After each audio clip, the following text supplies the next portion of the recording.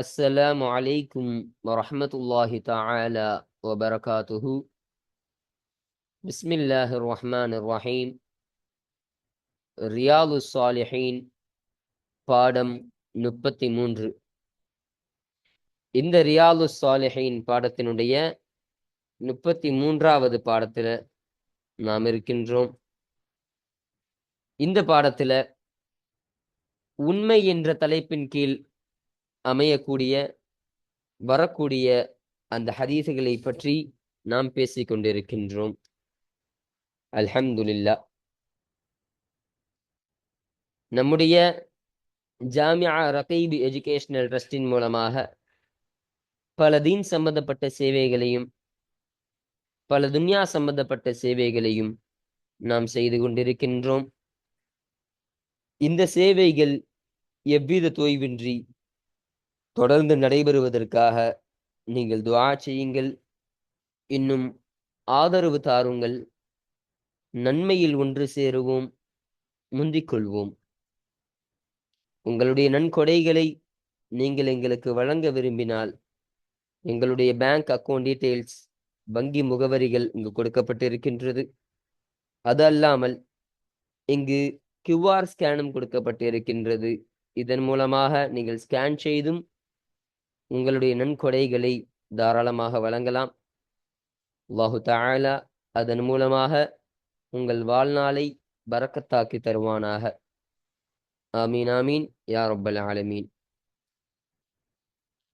இந்த ரியாது சாலிஹீனுடைய 33வது பாடத்துல நாம் 2 ஹதீசுகளை பற்றி நாம் பேச இருக்கின்றோம். அந்த 2 ஹதீஸ் ஆகிறது, முதலாவது ஹதீஸ் ஹெர்கல் மன்னரின் கேள்வி என்ற தலைப்பின் கீழே அமையக்கூடியதாக இருக்கு. அப்போ இந்த ஹதீஸ்ல சஹாபாக்களை பார்த்து ஹெர்கல் மன்னர் என்று சொல்லப்படக்கூடிய ஒரு மன்னர் கேட்ட கேள்வியை பதிவு செய்றாங்க. அந்த கேள்விக்கு சஹாபாக்கள் யாரு பதில் சொன்னாங்க, என்ன பதிலை சொன்னார்கள் என்ற அந்த செய்தியெல்லாம் இந்த ஹதீஸ்ல பதிவு செய்யப்படுகின்றது. அதுதான் முதலாவது ஹதீஸாக ஹெர்கல் மன்னரின் கேள்வி என்று தலைப்புல நம்ம அமைச்சிருக்கிறோம். இரண்டாவது ஹதீஸானது ஷஹீதின் அந்தஸ்து என்ற தலைப்பின் கீழே அமையக்கூடியதாக இருக்கு.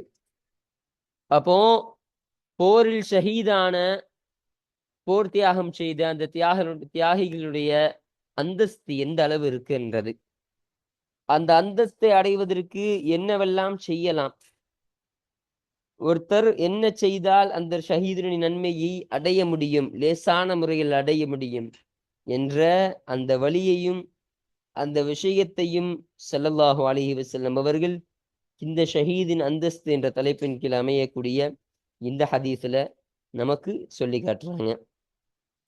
அப்போ ஆக மொத்தம் இந்த பாடத்துல இந்த 2 ஹதீசுகளை மாத்திரம் மட்டும்தான் இந்த பாடத்துல நம்ம பார்க்க இருக்கின்றோம். அல்ஹம்துலில்லாஹ். கூடுதலாக நாம் 3வது ஹதீஸாக ஒரு ஹதீஸ் இந்த பாடத்தை நம்ம சொல்லுவோம். அந்த 3வது ஹதீஸ்ல உள்ள அந்த கருத்து சுருக்கத்தை மட்டும் இந்த பாடத்துல நாம் இணைத்திருக்கின்றோம். இப்போ நம்ம கிதாபை பார்ப்போம். இன்றைய பாடத்துல முதலாவதாக பார்க்கக்கூடிய ஹதீஸு இந்த 56வது ஹதீஸாக இருக்கு. அப்போ இந்த ஹதீஸ்ல என்ன சொல்ல வராங்கன்னா, இந்த ஹதீஸினுடைய ஒரு ஹுலாசா, ஒரு கருத்து சுருக்கம் என்னன்னு சொன்னா, அபூ சுஃபியான் ஸஹர் இப்னு ஹர்ப் ரலியல்லாஹு அன்ஹு அவர்களை தொட்டு அறிவிக்கப்படக்கூடிய ஒரு ஹதீஸாக இருக்கு. அப்ப இந்த ஹதீஸினுடைய செய்திய இவர்கள் எந்த செய்தியிலிருந்து சொல்றாங்கன்னு சொன்னா, ஹிர்கல் மன்னர் என்று சொல்லப்படக்கூடிய ஒரு மன்னர் இருக்கிறார். அப்போ ஒரு ஹிர்கல்னு சொல்லப்பட ஒரு மன்னர், அந்த மன்னர் கேட்கக்கூடிய அந்த கேட்கக்கூடிய அந்த கேள்வி, சஹாபாக்கள் சில கேள்விகள் அவர் வைக்கிறாரு. அப்போ அந்த கேள்விகள்ல அந்த மன்னரை சார்ந்த அந்த சம்பவத்துல உள்ள ஒரு நீண்ட ஹதீஸ் ஒன்று இருக்கு. அப்ப அந்த நீண்ட ஹதீஸ்ல இருந்து ஒரு சுருக்கமாக அதுல ஒரு விஷயத்தை மாத்திரம் இந்த ஹதீஸ்ல சொல்லி காட்டுறாங்க. அந்த மன்னர் கேட்ட ஒரு கேள்வியும் அந்த கேள்விக்கு சஹாபாக்கள் கொடுத்த பதிலும் தான் இந்த ஹதீஸானது அமைஞ்சதா இருக்கு. அதுதான் இந்த ஹதீஸ்ல அமைக்கப்பட்டு இருக்கின்றது. அப்போ அந்த மன்னர் கேள்வி கேட்கிறார், ஸல்லல்லாஹு அலைஹி வஸல்லம் அவர்கள் உங்களுக்கு எதை ஏவுகிறார்கள்? எதை உங்களுக்கு சொல்லிக் கொடுக்கிறாங்க? எதை நீங்கள் செய்ய வேண்டும் என்பதாக வலியுறுத்துறாங்க என்பதாக சஹாபாக்கள்கிட்ட அந்த ஹிர்கல் மன்னர் கேட்கிறாரு. அதற்கு சஹாபாக்கள் எல்லாம் சொல்லக்கூடிய பதில், அப்போ சஹாபாக்கள் பதில் சொன்னாங்க. அப்போ இந்த ஸஹர் இப்னு ஹர்ப் ரலியல்லாஹு அன்ஹு அவர்கள் பதில் சொல்றாங்க அந்த மன்னருக்கு, எங்களுடைய ரசூலுல்லாஹி ஸல்லல்லாஹு அலைஹி வஸல்லம் அவர்கள் என்ன சொன்னாங்கன்னா, அல்லாஹ் ஒருவனையே நீங்கள் வணங்குங்கள் என்பதாக எனக்கு கருத்து கொடுத்திருக்காங்க. அல்லாஹ்வை தவிர யாரையும் நீங்கள் வணங்காதீங்க, அல்லாஹ்வை மாத்திரம் நீங்கள் வணங்குங்கள் என்பதாக ஸல்லல்லாஹு அலைஹி வஸல்லம் அவர்கள் எங்களுக்கு கற்றுத் தந்தாங்க. இன்னும் அவனை தவிர வேறு அவனை யாரை கொண்டும் நீங்கள் அவனுக்கு இணை வைக்காதீர்கள், ஷிர்க் செய்யாதீங்க என்பதாகவும் ரசூலுல்லாஹி ஸல்லல்லாஹு அலைஹி வஸல்லம் அவர்கள் எங்களுக்கு கற்றுத் தந்து நான் பதிவு செஞ்சேன். இன்னும் ஸல்லல்லாஹு அலைஹி வஸல்லம் அவர்கள் சொல்வார்கள், உங்களுடைய முன்னோர்கள் சொல்லக்கூடிய அந்த மூட நம்பிக்கையான அந்த காரியத்தை நீங்கள் நம்பாதீங்க, அதெல்லாம் விட்டுருங்க, அந்த மூட நம்பிக்கைகளை நீங்கள் விட்டு விடுங்கள். இன்னும் இந்த 3 விஷயத்தையும் கற்றுத்தந்து விட்டு இன்னும் கூடுதலான ஒரு 4 செய்தியை சொல்றாங்க. என்னன்னா, இன்னும் ஸல்லல்லாஹு அலைஹி வஸல்லம் அவர்கள் எங்களுக்கு தொழுகையை கொண்டு ஏவினாங்க. தொழுகையை நீங்க நிலையாக தொழுவுங்க, தொழுகையை எக்காலத்திலும் நீங்களை விட்டுறாதீங்க, அதை நல்லபடியாக நீங்கள் கடைபிடியுங்கள் என்பதாக ஸல்லல்லாஹு அலைஹி வஸல்லம் அவர்கள் எங்களுக்கு வலியுறுத்தியிருக்காங்க. இன்னும் நீங்கள் உண்மையை கொண்டு ஸல்லல்லாஹு அலைஹி வஸல்லம் அவர்கள் எங்களுக்கு வலியுறுத்தியிருக்காங்க. உண்மையை எந்த சூழ்நிலை வந்தாலும் நீங்கள் உண்மையை பேச வேண்டும் என்பதாக தான் எங்களுடைய ரசூல் ஸல்லல்லாஹு அலைஹி வஸல்லம் கற்றுத் தந்திருக்காங்க. உண்மையை தவிர வேற எதுவும் பேசக்கூடாது, உண்மையான காரியத்தை மட்டும் பேசுங்க, பொய் எந்த ஒரு கட்டத்திலும் நீங்க பேசிராதீங்க என்பதையும் ஸல்லல்லாஹு அலைஹி வஸல்லம் அவர்கள் வலியுறுத்தினார்கள். இன்னும் பத்தினித்தனத்தோடு வாழுவதையும் எங்களுக்கு ஸல்லல்லாஹு அலைஹி வஸல்லம் அவர்கள் வலியுறுத்தி இருக்கிறார்கள். அப்போ பத்தினித்தனத்தோடு வாழுறதுன்னா என்ன? தன்னுடைய மனைவியை தவிர வேறு எந்த ஒரு பெண்ணையும் பார்க்காமல் பத்தினித்தனத்தோடு அல்லாஹ்வை தக்வா வைத்து இறையச்சத்தோடு தனக்கு ஹலாலாக்கப்பட்ட அந்த மனைவியோடு மாத்திரம் அந்த மனைவியை மட்டும் பார்த்து பத்தினித்தனமாக வாழ வேண்டும் என்பதையும் எங்களுடைய ரசூல் ஸல்லல்லாஹு அலைஹி வஸல்லம் அவர்கள் எங்களுக்கு கற்றுத் தந்திருக்கிறாங்க. இன்னும் எங்களுடைய குடும்பத்தார்களோடு ஒன்றை வாழ வேண்டும், அவர்களோடு நீங்க சண்டை பிடிக்காதீங்க, குடும்பத்தார்களோடு நீங்க ஒன்றி வாழுங்க, எதுவா இருந்தாலும் ஒத்து போய்க்கங்க அப்படின்னு ஒன்றி வாழ சொல்லியும் ஸல்லல்லாஹு அலைஹி வஸல்லம் அவர்கள் எங்களுக்கெல்லாம் வலியுறுத்தி இருக்கிறாங்க என்ற ஒரு செய்தியை ஹிர்கல் மன்னர்கிட்ட நான் சொன்ன என்பதாக அபூ சுஃபியான் ரலியல்லாஹு அன்ஹு அவர்கள் இந்த ஹதீஸ்ல நமக்கு பதிவு செஞ்சு தராங்க. அப்போ இதுதான் இந்த ஹதீஸுடைய ஒரு ஹுலாசாவாக இருக்கு. இப்ப நம்ம ஹதீஸை பார்ப்போம் வாங்க. 56வது ஹதீஸ் அஸ்ஸாலிசு, மூன்றாவது ஹதீஸாக இருக்கு. என்ன மூன்றாவது ஹதீஸு? இந்த சிதுக்கு என்ற பாடத்துல சொல்லப்படக்கூடிய 6 ஹதீஸு முன்னாடி பாடத்துல பார்த்தோம், மொத்தம் அந்த 6 ஹதீஸு சொல்லப்படும். அந்த 6 ஹதீஸுகள்ல இருந்து இந்த ஹதீஸானது மூன்றாவது ஹதீஸாக இருக்கு அப்படின்னு சொல்றாங்க. அன் அபி சுஃபியான ஸஹர் இப்னு ஹர்ப் ரலியல்லாஹு அன்ஹு, அபி சுஃபியான் என்பவருடைய தந்தையான ஸஹர் இப்னு ஹர்ப் என்பவருடைய மகனான ஸஹர் ரலியல்லாஹு அன்ஹு அவர்களை தொட்டும் அறிவிக்கப்படக்கூடிய ஹதீஸு. ரலியல்லாஹு அன்ஹு அவர்களை தொட்டும் அல்லாஹு தஆலா பொருந்திக் கொள்வானாக. அவங்க சொல்றாங்க, ஃபி ஹதீஸிஹி அத்-தவீலி, நீண்டதான நீளமான தன்னுடைய ஹதீஸில் உள்ள செய்தியை சொல்றாங்க. அந்த நீளமான ஹதீஸ் எது சம்பந்தமானது? ஃபி கிஸ்ஸத் ஹெர்கல் மன்னர் உடைய சம்பவத்தில் கட்டுப்பட்டதானது. அப்போ முன்னாடி சொன்ன அந்த ஹெர்கல் மன்னருக்கும் சஹாபாக்களுக்கும் ஏற்பட்ட அந்த உரையாடல், அந்த உரையாடலை அந்த சம்பவத்தில் உள்ள ஒரு நீண்ட ஹதீஸ்ல உள்ள செய்தியில கட்டுப்பட்ட ஒரு செய்தியாக இந்த ஹதீஸ் ஆனது இருக்கின்றது என்பதாக சொல்றாங்க. அப்போ அந்த செய்தியில கால ஹெர்கல் மன்னர் கேட்டாரு, ஃபமாதா யமுருக்கும், உங்களுக்கு அவர்கள் எதை ஏவுகிறார்கள் என்பதாக கேட்டாங்க. யாரு? யானி அவர் நாடுகிறார் அன் நபிய ஸல்லல்லாஹு அலைஹி வஸல்லம். அப்போ அவர்கள்னு சொன்னா யாரு? அந்த நபி ஸல்லல்லாஹு அலைஹி வஸல்லம் அவர்களை பார்த்து இந்த யஅமுரு என்ற அந்த லமீர் மீளுது. அப்ப ஸல்லல்லாஹு அலைஹி வஸல்லம் அவர்கள் உங்களுக்கு எதை ஏவுகிறார்கள், எதை நீங்கள் செய்ய வேண்டும் என்பதாக உங்களுக்கு ஏவல் தொகுத்திருக்கின்றார்கள் என்பதாக கேட்டபொழுது கால அபூ சுஃபியான் ரதியல்லாஹு அன்ஹு சொன்னார்கள், குல்து நான் சொன்னேன். அப்போ இவங்க தான் இந்த ஹதீஸையும் ரிவாயத் செய்றாங்க, அறிவிக்கிறாங்க. அப்போ அதனால சொன்னாங்க, குல்து நான் சொன்னேன், யகூலு ஸல்லல்லாஹு அலைஹி வஸல்லம் அவர்கள் சொல்கிறார்கள், வஅபுதுல்லாஹ வஹதஹு அல்லாஹுவை நீங்கள் வணங்குங்கள், வஹதஹு அவனையே அந்த ஒருவனையே நீங்கள் வணங்குங்கள் என்பதாக ஸல்லல்லாஹு அலைஹி வஸல்லம் அவர்கள் எங்களுக்கு வலியுறுத்தினார்கள். இன்னும் வலா துஷ்ரிகு பிஹி அவனை கொண்டு நீங்கள் ஷிர்க் செய்யாதீர்கள், இணை வைக்காதீர்கள், ஷைஅன் எந்த ஒரு விஷயத்தையும் அவனை கொண்டு நீங்கள் ஷிர்காக வைக்காதீர்கள், இணை செய்யாதீர்கள் என்பதாக ஸல்லல்லாஹு அலைஹி வஸல்லம் அவர்கள் வலியுறுத்தினார்கள். இன்னும் வத்ருக்கு மா யகூலு ஆபாவுக்கும் உங்களுடைய முன்னோர்கள் எதை சொன்னார்களோ அந்த ஒன்றை நீங்கள் விட்டு விடுங்கள் என்பதாகவும் சொன்னார்கள் ஸல்லல்லாஹு அலைஹி வஸல்லம். அப்போ உங்களுடைய முன்னோர்கள் சொன்ன எல்லா காரியத்தை விட சொல்லல. அந்த முன்னோர்கள் சொன்ன சில விஷயத்துல இட்டு கட்டின சில விஷயம் இருக்கும். முன்னாடி காலத்துல வாழ்ந்தவங்கலாம் அந்த மூட நம்பிக்கைகளை அதிகமா நம்பி வாழ்ந்தவங்களா இருப்பாங்க. அப்ப அந்த மூட நம்பிக்கையான அந்த செய்திகளை எல்லாம் நீங்கள் கேட்காதீர்கள், நீங்கள் அந்த செய்தியெல்லாம் நீங்கள் புறக்கணித்து விடுங்கள், அதையெல்லாம் விட்டு விடுங்கள் என்பதாக ஸல்லல்லாஹு அலைஹி வஸல்லம் அவர்கள் எங்களுக்கு வலியுறுத்தி இருக்கிறார்கள். வயஅமுருனா இன்னும் எங்களுக்கு அவர்கள் ஏவுகிறார்கள், பிஸ் ஸலாத்தி தொழுகையை கொண்டு எங்களுக்கு அவர்கள் ஏவுகிறார்கள், வஸ்ஸிதுகி இன்னும் அவர்கள் உண்மையை கொண்டு எங்களுக்கு ஏவுறாங்க, உண்மையை பேச வேண்டும் என்பதாக ஏவுறாங்க, வல் அஃபாஃபி இன்னும் பத்தினி தன்மையை கொண்டு எங்களுக்கு ஸல்லல்லாஹு அலைஹி வஸல்லம் அவர்கள் ஏவுகிறார்கள். பத்தினித்தனத்தோடு நீங்க வாழ வேண்டும் என்பதாக சொல்றாங்க. வஸ்ஸிலத்தி ஒன்றி வாழுவது என்பதையும் ஸல்லல்லாஹு அலைஹி வஸல்லம் அவர்கள் எங்களுக்கு வலியுறுத்தியிருக்கிறார்கள். அப்போ உங்களுடைய குடும்பத்தார்களோடு, உங்களுடைய சகவாசர்களோடு, தோழர்களோடு நீங்கள் எல்லாம் ஒன்றி வாழ வேண்டும் என்ற ஒரு செய்தியையும் ஸல்லல்லாஹு அலைஹி வஸல்லம் அவர்கள் எங்களுக்கு ஏவலாக எங்களுக்கு கற்றுத்தந்திருக்கின்றார்கள் என்பதாக சொல்றாங்க. யாரு? அபூ சுஃபியான் ரதியல்லாஹு அன்ஹு அன்னவர்கள். முத்தஃபகுன் அலைஹி இந்த ஹதீஸானது புகாரி முஸ்லிம் இருவரும் இத்திஃபாக் செய்து சேர்ந்து அறிவித்த ஹதீஸாக இந்த ஹதீஸானது இருக்கின்றது.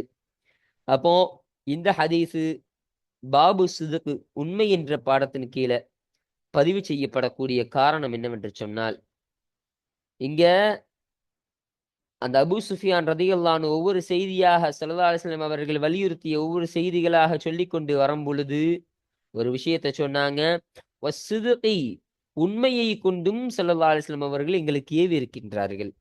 அப்போ உண்மையை பேசணும், உண்மையை நீங்கள் விட்டு கொடுக்க கூடாது, எப்பொழுதும் உண்மையை பேசுங்கள் என்பதாக எங்களுக்கு ஸல்லல்லாஹு அலைஹி வஸல்லம் அவர்கள் வலியுறுத்தினார்கள் என்ற அந்த செய்தியை அந்த ஹிருக்கல் மன்னரிடம் இந்த ஹதீஸ்ல கூறியதன் காரணமாக தான் இந்த ஹதீஸானது பாபு சிதுக்கு உண்மை என்ற பாடத்தின் கீழே இந்த ஹதீஸானது பதிவு செய்யப்பட்டிருக்கின்றது. இன்னும் நான் மேலேயே சொல்லப்பட்டது மாதிரி ஹெருக்கல் மன்னரின் கேள்வி என்ற தலைப்பின் கீழையும் இந்த ஹதீஸானது அமையக்கூடியதாக இருக்கு. அப்போ இந்த ஹதீஸே ஹெருக்கல் மன்னர் கேட்ட கேள்வி தானே, அதற்கான கிடைச்ச பதில் தானே இந்த ஹதீஸ். அப்போ அதன் காரணமாக தான் இப்படி ஒரு தலைப்பை நம்ம அமைச்சிருக்கிறோம். சரிங்களா? அப்போ இதுதான் இந்த 56வது ஹதீஸினுடைய ஒரு கருத்தாக இருக்கின்றது. அடுத்தபடியாக இந்த பாடத்தினுடைய 2வது ஹதீஸான 57வது ஹதீஸை நம்ம பார்ப்போம். அப்போ இந்த 57வது ஹதீஸ்ல எதை பற்றி சொல்கிறார்கள்னு சொன்னா, இந்த ஹதீஸை அறிவிக்கக்கூடியவர்கள் ஸஹ்ல் இப்னு ஹுனைஃப் ரலியல்லாஹு அன்ஹு அவர்களாக இருக்கிறார்கள். அப்போ அவர்களை பத்தி ஒரு கூடுதலான செய்தியை சொல்றாங்க. அவர்களை அபு சாபித் என்பதாகவும் கூப்பிடுவாங்க, அபு சயீத் என்பதாகவும் சொல்லுவாங்க, அபுல் வலீத் என்பதாகவும் சொல்லுவாங்க. அப்ப அந்த மூணு பேரையும் வச்சு அந்த ஸஹ்ல் இப்னு ஹுனைஃப் ரலியல்லாஹு அன்ஹு அவர்களை கூப்பிடப்பட்டது. அந்த செய்தியும் இங்க பதிவு செய்றாங்க. இன்னும் இந்த ஸஹ்ல் இப்னு ஹுனைஃப் ரலியல்லாஹு அன்ஹு யாருன்னு சொன்னா, பத்ரு போர்ல கலந்து கொண்ட ஒரு சஹாபியாக இருக்கிறாங்க. அப்ப ஸல்லல்லாஹு அலைஹி வஸல்லம் அவர்களோடு அந்த சஹாபி ஸல்லல்லாஹு அலைஹி வஸல்லம் அவர்கள் சொன்னதாக ஒரு செய்தியை பதிவு செய்யறாங்க. என்னன்னு சொன்னா, யார் அல்லாஹ்விடத்துல ஷஹீதாகுவதை கேட்கிறாரோ, உண்மையாக தன்னுடைய மனசுல உண்மையான ஒரு நியத்தை கொண்டு, ஒரு இஹ்லாஸை கொண்டு ஷஹீதை விரும்புகிறாரோ, போரில போரிட்டு தியாகம் செய்து மரணிப்பதை அல்லாஹ்விடத்தில் வேண்டுகிறார் என்று சொன்னால், அந்த ஷஹீதினுடைய அந்த தரஜாவை, அந்த அந்தஸ்தை அல்லாஹு தஆலா அவரை அடையச் செய்கிறான் என்பதாக சொல்றாங்க. இப்ப அல்லாஹு தஆலா அந்த அந்தஸ்தை அவருக்கு தேடி கொடுக்கிறான். எந்த அளவிற்குன்னு சொன்னா, அவர் தன்னுடைய படுக்கையிலிருந்து அவர் மரணித்தாலும் சரி, அப்போ தன்னுடைய சாதாரணமான படுக்கையில இருந்து நைட்டு தன்னுடைய கட்டில்ல படுக்கிறாரு, இல்ல பாயில படுக்கிறாரு. அவர் தூங்கி எந்திரிச்சு காலைல பார்த்தா வஃபாத் ஆயிட்டாங்க. அப்ப அந்த வஃபாத் ஆயிட்டாங்க. சாதாரணமான ஒரு படுக்கையில வஃபாத் ஆனா கூட, அந்த ஷுஹதா ஷஹீதீன்களுடைய அந்த அந்தஸ்தை அல்லாஹு தஆலா அவர்களுக்கு பெற்றுத் தருகிறான் என்பதாக ஸல்லல்லாஹு அலைஹி வஸல்லம் அவர்கள் இந்த ஹதீஸின் மூலமாக நமக்கு பதிவு செய்து தருகிறார்கள். அப்போ இது இந்த ஹதீஸினுடைய ஒரு குலாசாவாக இருக்கு. இப்போ இந்த ஹதீஸை வாசிப்போம் வாங்க. 57வது ஹதீஸ் அர்-ராபிஉ 4வது ஹதீஸாக இருக்கு. என்ன 4வது ஹதீஸு? இந்த சிதுக் என்ற பாடத்துல, உண்மை என்ற பாடத்துல சொல்லப்படக்கூடிய அந்த 6 ஹதீஸுகள்ல இந்த ஹதீஸானது 4வது ஹதீஸாக இருக்கின்றது என்பதாக சொல்றாங்க. அன் அபி சாபித்தின், சாபித் என்பவருடைய தந்தையான அவர்களை தொட்டும், வகீல இன்னும் அவருக்கு சொல்லப்படும், அபி சயீத், அபு சயீத் என்பதாகவும் அவர்களுக்கு சொல்லப்படும், வகீல இன்னும் சொல்லப்படும், அபில் வலீத், அபுல் வலீத் என்பதாகவும் அவர்களுக்கு சொல்லப்படும் என்பதாக இந்த செய்தியை பதிவு செய்யறாங்க. அவர்கள் பேர் என்னப்போ? சஹ்லிபுன் ஹனீஃபின், ஹுனைஃப், சஹ்லிபுன் ஹுனைஃப் ரலியல்லாஹு அன்ஹு. அப்போ ஹுனைஃப் என்பவருடைய மகனான சஹில் ரலியல்லாஹு அன்ஹு அவர்களாக இருக்கின்றார்கள். வஹுவ இன்னும் அவர்களாகிறவர்கள் பத்ரியுன், பத்ரியாக இருக்கிறார்கள். பத்ரின்னு சொன்னா பத்ரு போர்ல கலந்து கொண்ட சஹாபாக்களில் ஒருவராக இருக்கின்றார்கள். பத்ரு போரில் கலந்து கொண்டவர்களாக இருக்கிறார்கள் என்பதாக இந்த செய்தியும் பதிவு செய்யறாங்க. ரதியல்லாஹு அன்ஹு அவர்களை தொட்டும் அல்லாஹு தஆலா பொருந்திக் கொள்வானாக. அன்னன் நபிய ஸல்லல்லாஹு அலைஹி வஸல்லம், நிச்சயமாக நபி ஸல்லல்லாஹு அலைஹி வஸல்லம் அவர்கள், கால அவர்கள் சொன்னார்கள், மன் ஸஅலல்லாஹ அல்லாஹ்விடத்தில் யார் கேட்பாரோ, தஆலா உயர்ந்தவனான அந்த அல்லாஹ்விடத்தில் யார் கேட்பாரோ, அஷ்ஷஹாதத ஷஹாதத்தை கேட்பாரோ, ஷஹாதத்துன்னு சொன்னா இந்த இடத்துல ஷஹீத் ஆகுவதை, போரில் போர் செய்து மரணிக்கும் அந்த ஷஹீதீன்களுடைய அந்த விஷயத்தை யார் அல்லாஹ்விடத்தில் கோரிக்கையாக கேட்பாரோ, எப்படி கேட்கிறார்? பிசுதுகின், உண்மையை கொண்டு கேட்கிறார். உண்மையை கொண்டா உண்மையா அவர் கேட்கிறார். சும்மா ஒரு பேருக்கு ஒரு வாய் வழக்குல சொல்லக்கூடிய வார்த்தை கிடையாது. எனக்கு நீ ஷஹீதான அந்த அந்தஸ்தை கொடுத்து விடியா அல்லாஹ் என்ற ஒரு நீயத்தோடு, ஒரு உண்மையான நீயத்தோடு அவர் கேட்கிறார் என்று சொன்னால் பல்லகஹுல்லாஹு, அல்லாஹு தஆலா அவரை அடைய செய்கிறான். மனாசில ஷுஹதாஇ, ஷஹீதீன்களுடைய அந்தஸ்துகளை அவர்களை அடைய செய்கிறான். அப்போ ஷஹீதீன்களுக்கு என்ன அந்தஸ்து இருக்குமோ, ஷுஹதாக்களுக்கு எந்த அந்தஸ்து கொடுக்க போறோமோ அந்த அந்தஸ்தை அவரும் எத்தி விடுகிறார் என்பதாக இங்க நமக்கு சொல்லி காட்டுறாங்க. எந்த அளவிற்கு? வயின் மாத்த, அவர் மரணித்து விட்டாலும், அலா ஃபிராஷிஹி, அவருடைய படுக்கையின் மீதே அவர் மரணித்து விட்டாலும், அப்போ ஒரு படுக்கையில இருந்தே அவர் ஷஹீதுல ஒன்றும் வஃபாத் ஆகல, போர் செஞ்சு ஒன்றும் வஃபாத் ஆகல, சாதாரணமாக அவருடைய படுக்கையில எந்திரிச்சு பார்த்தா வஃபாத் ஆகிறான்னு சொன்னா கூட, அவருடைய நியத்தின் காரணமாக, அவர் உண்மையாக நியத்து செய்து அல்லாஹ்விடத்தில் துஆ செய்ததன் காரணமாக அவருக்கு ஷஹீதுடைய அந்த அந்தஸ்தை அவரை அல்லாஹு தஆலா அடைய செய்கிறான் என்ற ஒரு அருமையான செய்தியை ஸல்லல்லாஹு அலைஹி வஸல்லம் அவர்கள் இந்த ஹதீஸின் மூலமாக பதிவு செஞ்சு தராங்க. அப்போ இதுதான் இந்த ஹதீஸு. ரவாஹு முஸ்லிம், இந்த ஹதீஸினை முஸ்லிம் ரஹ்மத்துல்லாஹி அலைஹி அவர்கள் தன்னுடைய கிரந்தத்தில் அறிவித்திருக்கின்றார்கள். சரிங்களா? அப்போ இந்த ஹதீஸினுடைய இந்த ஹதீஸ் எதற்காகவே இந்த பாபு சிதுக், பொறுமை என்ற பாடத்தின் கீழே பதிவு செய்யப்பட்டுச்சுன்னு சொன்னா, இங்க அஷ்ஷஹாதத பிசிதுகின் ஸல்லல்லாஹு அலைஹி வஸல்லம் ஒரு வார்த்தையை சொன்னாங்க. அவன் உண்மையாகவே கேட்கிறான். அப்போ அவன் சொன்னது பொய் ஒண்ணும் கிடையாது. உண்மையாக அந்த நீயத்தை, அவன் மனசுல இருக்கக்கூடிய அந்த நீயத்தை, அந்த ஆசையை அல்லாஹ்விடத்துல கோரிக்கை வைக்கிறான்னு சொன்னா அவனுக்கு அது நிறைவேற்றப்படும் சொன்னாங்களா இல்லையா? அந்த பிசுதுக்கின் என்ற வார்த்தை இந்த ஹதீஸ்ல பதிவு செய்யப்பட்டதன் காரணமாக தான் இந்த ஹதீஸானது பாபு சுதுக்கு உண்மை என்ற பாடத்தின் கீழே பதிவு செய்யப்பட்டு இருக்கின்றது. இன்னும் நான் மேலேயே சொல்லப்பட்டது மாதிரி ஷஹீதின் அந்தஸ்து என்ற தலைப்பின் கீழையும் இந்த ஹதீஸானது அமையக்கூடியதாக இருக்கின்றது. அடுத்தபடியாக இந்த 58வது ஹதீஸை நம்ம பார்ப்போம். அப்போ இந்த ஹதீஸ்ல எந்த விஷயத்தை பத்தி பேசுறாங்கன்னு சொன்னா, இந்த ஹதீஸினுடைய ஒரு கருத்து சுருக்கம் என்னன்னு சொன்னா, அபூ ஹுரைரா ரலியல்லாஹு அன்ஹு அவர்களை தொட்டு அறிவிக்கப்படக்கூடிய ஒரு ஹதீஸா இருக்கு. அப்போ அவர்கள் ஸல்லல்லாஹு அலைஹி வஸல்லம் அவர்கள் சொன்ன ஒரு சம்பவத்தை இந்த ஹதீஸ்ல நமக்கு பதிவு செஞ்சு தராங்க. அது என்ன சம்பவம்னு சொன்னா, ஸல்லல்லாஹு அலைஹி வஸல்லம் அவர்கள் சொல்றாங்க, தன்னுடைய சஹாபாக்களுக்கு ஒரு நபி இருந்தார். ஒரு காலத்துல ஒரு போர் செய்யக்கூடிய ஒரு நபி இருந்தார். அவரு தன் போருக்கு போகக்கூடிய சமயத்துல அவர்கள் சொன்னார்கள், என்ன சொன்னாங்கன்னா, 3 நபர்கள் என்னோடு போரில் கலந்து கொள்ள வேண்டாம். இப்போ அந்த 3 நபர்கள் யார் யாருன்னு சொன்னா, முதலாவதாக திருமணம் முடித்திருப்பவர், திருமணம் முடித்து ஒரு பெண்ணோடு வாழ்ந்து கொண்டிருப்பவர் என்னோடு போர் செய்ய வர வேண்டாம்.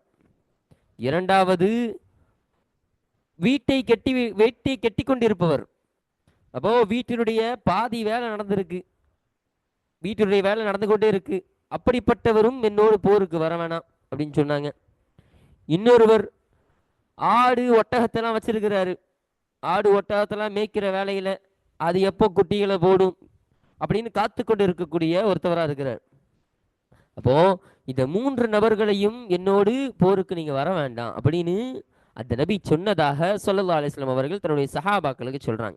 அப்போ அவங்க சொன்ன காரணம் என்னன்னு சொன்னா, முதலாவதாக இப்போ திருமணம் முடித்தவர் எதற்காண்டி வரக்கூடாதுன்னு சொன்னாங்க, அவர் அந்த அந்த பெண்ணோடு அவர் இருப்பதனுடைய அவருடைய நேரம் சரியாயிரும், அவர் வீட்டு வேலைகள் இருக்கும், அந்த பெண்ணை கவனிக்கணும், அந்த பெண்ணுக்கான நஃபக்காகளை கொடுக்கணும்.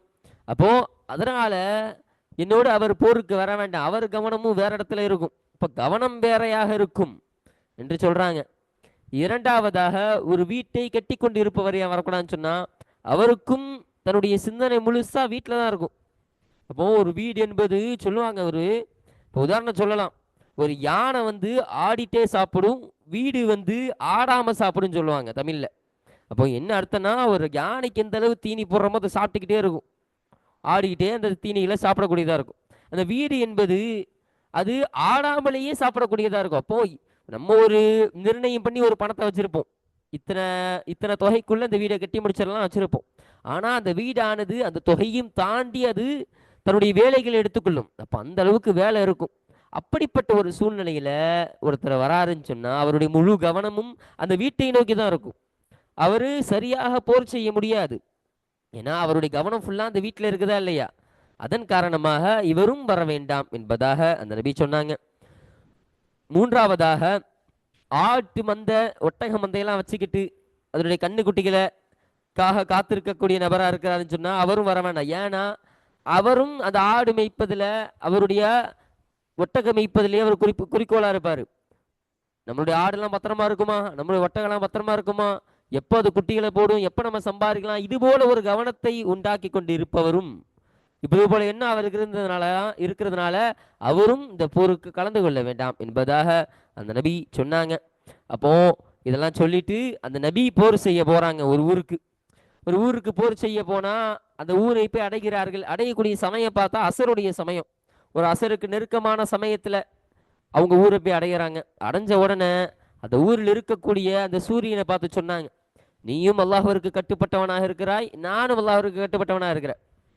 அல்லாஹ் உன்னை உதயமாக சொல்றதுனால நீ உதயமாகிற, அல்லாஹ் உன்னை மறைய வைக்கிறதுனால நீ மறைகிற, நானும் அது போலதான் அல்லாஹுடைய நாட்டத்தை ஏற்றவாறு நானும் செய்யக்கூடியவனாக, அல்லாஹுடைய ஏவலுக்கு நானும் கட்டுப்பட்டவனாக இருக்கிறேன் அப்படின்னு சூரியனை பார்த்து சொல்லிட்டு அல்லாஹ்விட்ட ஒரு துவா செஞ்சார். என்ன துவானா, இன்றைய நாளில் அந்த சூரியனை என்னை விட்டு தடுத்து விடுயா அல்லாஹ், நான் போர் செய்யற வரைக்கும் அந்த சூரியன் மறையாமல் தடுத்து விடு.